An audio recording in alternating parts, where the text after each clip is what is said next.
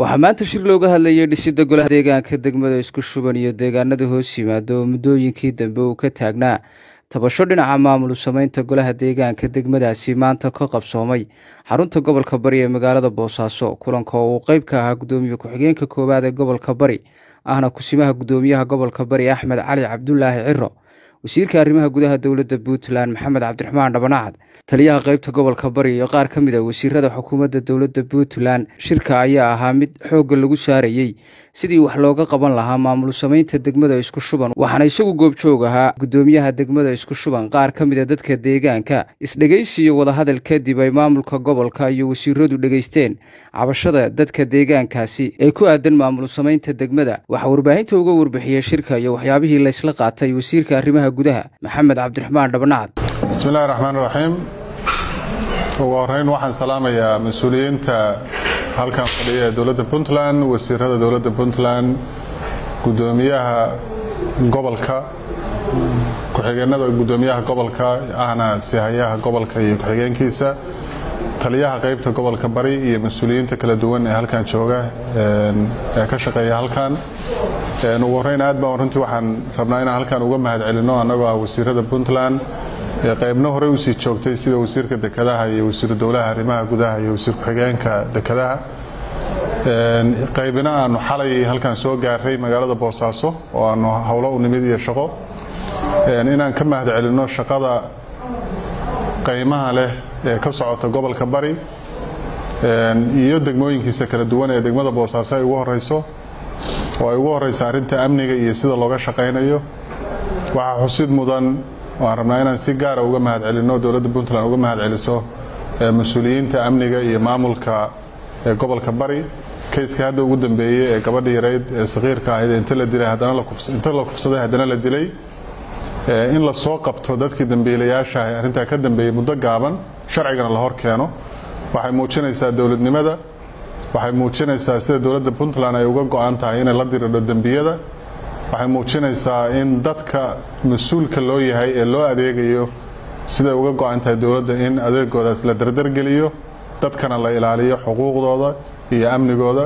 aad iyo aad baan uga mahadcelinaynaa runtii maamulka si gaar ah taliyaha qaybta oo runtii xil iska saaray sidii arrintaas loo soo afjari lahaa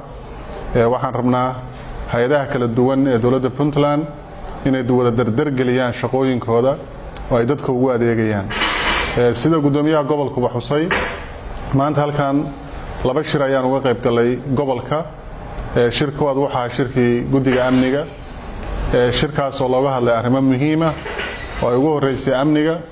oo maamulka iyo hay'adaha amniga ay ka warbixiyaan xaaladda amniga gobolka wixii talooyin ah oo aan rabnay inaan ku daro ay ugu horeyso dardargelinta iyo adkeynta amniga waliba xilligan oo ay ku soo aadan tahay qabsoomidii doorashadii maxaa la yiraahdaa baarlamaanka dawladda federaalka inuu kaga qayb galaya hadii la ahayn ay Boosaaso ka mid tahay magaalooyinka loo asteeyay in doorashooyinka dhacdo marka in amniga la dardar geliyo oo kor loo qaado in bilicda magaalada laga shaqeeyo jidadkii la hagaajiyo hoteeladii iyo martigelintii ergooyinka iyo loo diyaar garoobo arrimahaas oo dhan ayaan runtii aad uga wada hadalay shaqooyin badan ayaana ka socda waana bogaadinaynaa waliba shaqada degmadu ayada laftigeedu ka hayso in magaalada la qurxiyo jidadkii la hagaajiyo la nadiifiyo dadka lagu wacyigeliyo inay dadkii martida soo dhaweeyaan oo ay martigeliyaan insha Allah shaqooyinka inta dhiman iyo doorka ay dawladda dhexe ku yeelanaysana dhawaan ayaa la bilaabi doonaa hadii la ahaydmo waxaan rajaynaynaa doorashadaas inay si hufan oo nabadgelyo hadii la ahaydmo inuu kugu dhacdo hadii la ahaydmo qodobada kale laga hadlay ayagana waxa ka mid ahaa arrinta siyaasadda ee ku xeeran iyo dadka laftigooda iyo isku wadkooda ee ku xeeran doorashada dadkii la wacyigeliyo dadkii la jiheeyo dadkii in maanta la rabo dadka ummadda matalaya ee la rabo dalkan inay ka shaqeeyaan oo u shaqeeyaan ay noqdaan dad ka soo dhaxbaxa dadka u shaqeeya dadka Soomaalina u shaqeeya hadii la ahayn marka arrintaasna insha Allah in laga wada qayb qaato oo dadku ay wada istaagaan maamulka gobolka iyo hay'adaha kala duwan ay wada istaagaan sida looga wada shaqeyn lahaa dawladuna insha Allah istaraatiijiga iyo siyaasadda ay la imaan doonto hadii la ahayn si doorashada si hufan aynu kugu dhici lahayd labada gooboodba ay ka dhacayso guud ahaan Puntland oo dhanna ay u diyaar garowdo sidii doorashooyinka labada magaalo kaliya ka dhacaya in loo wada ilaaliyo sababta doorashada ka dhacaysa Garowe iyo Boosaaso waxa la rabaa dhammaan kontonka degmo ee Puntland in laga wada ilaaliyo oo meel walba ay u diyaar garowdo haday tahay ergooyinkii ka qayb galkooda hadday tahay amniga sidii meel walba looga sugi lahaa sababtoo dhacdo ka dhacda tuulo fog ee ka mid ah dalka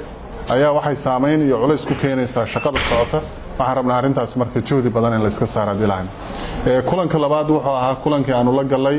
annagoo maamulka gobolka iyo booliiska iyo hay'adaha kala duwan ee gobolka ka jira iyo wasiiradaba ah aanu la galay maamulka iyo waxgaradka iyo odayaasha degmada isku shuban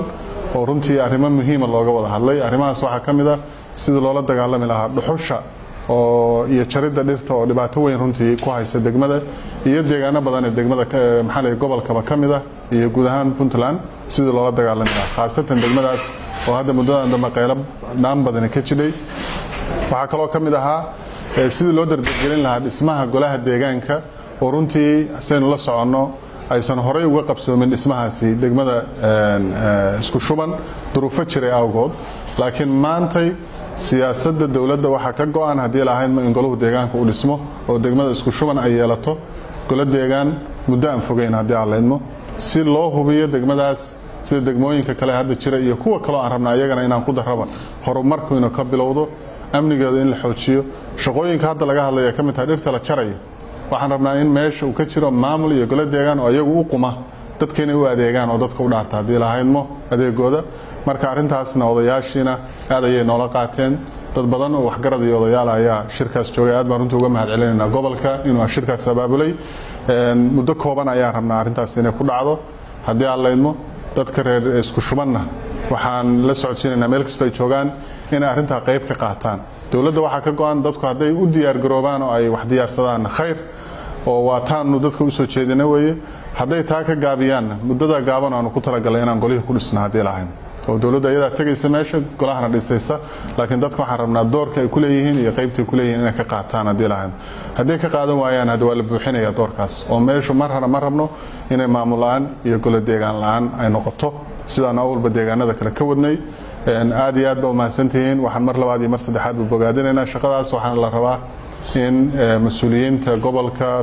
taliska booliiska iyo hay'adaha kale amniguba loo wada istaago